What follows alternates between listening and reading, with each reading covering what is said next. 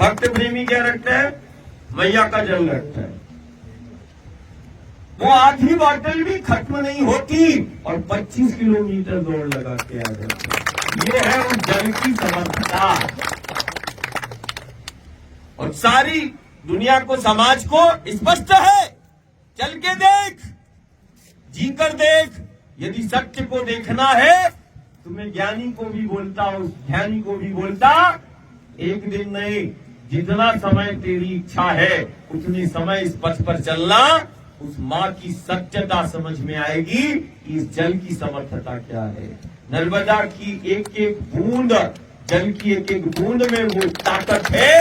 ये नर्मदा के मैया के आंचल की, वो जल की वो जीवंत प्रामाणिकता है। मैं तो ये सामान्य बात कर रहा हूं।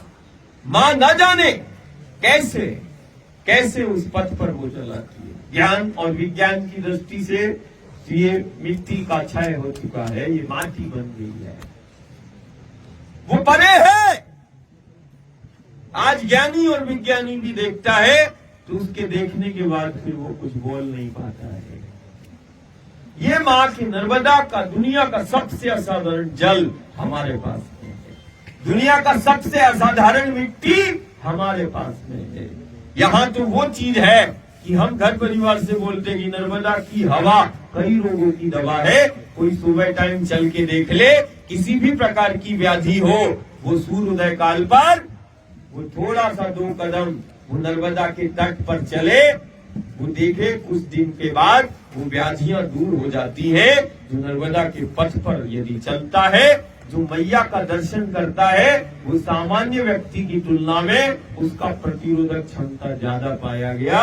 जो नर्मदा के तट पर बैठता है और जो नर्मदा के पथ पर चलता है, वो सामान्य व्यक्ति की तुलना में उसका प्रतिरक्षात्मक तंत्र वो सामान्य व्यक्ति की तुलना में उसका ज्यादा सुदृढ़ होगा।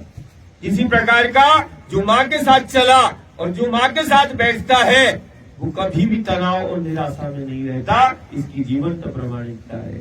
और युग साक्षी है, जो माँ के साथ चला है और जो माँ के साथ बैठा है, सबसे बेहतर जीवन उसी ने जिया है और दुनिया को उसी ने दिया भी है, जिया भी है। यदि हम सबसे बेहतर जीवन को जीना चाहते हैं और सबसे बेहतर यदि हम अपने घर परिवार, कुल, कुटुंब को, समाज को देना चाहते हैं, तो वो माँ के साथ ही संभव है। ये गुरु और गोविंद भी उसका साक्षी है। हर युग सदी में वो माँ के साथ रहा, हर युग सदी में वो माँ के साथ ही चला है और हर युग सदी में वो माँ ही कारण बनी है उसके आने का। और आज भी गांव नगर में बैठने का कारण वो माँ ही बनी है। हमें किसी भी प्रकार का, जब हम अन्न का दाना ही नहीं लेते, कोई व्यवस्था ही नहीं लेते, तो हम गांव नगर से हम ये हमारा व्रत क्यों? हमारा व्रत ये तुम्हारे जीवन को सुरक्षित करने के लिए।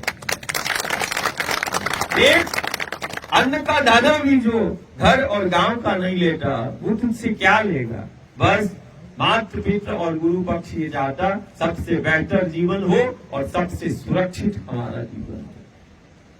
एक संकल्प के साथ कि हमारी आदतों के कारण, हमारी विसंगतियों के कारण धीरे धीरे नर्मदा का जल जहां एक तरफ दूषित हो रहा है, वहीं दूसरी तरफ मां नर्मदा की वो अमृत धारा वो धीरे धीरे कम होती जा रही है।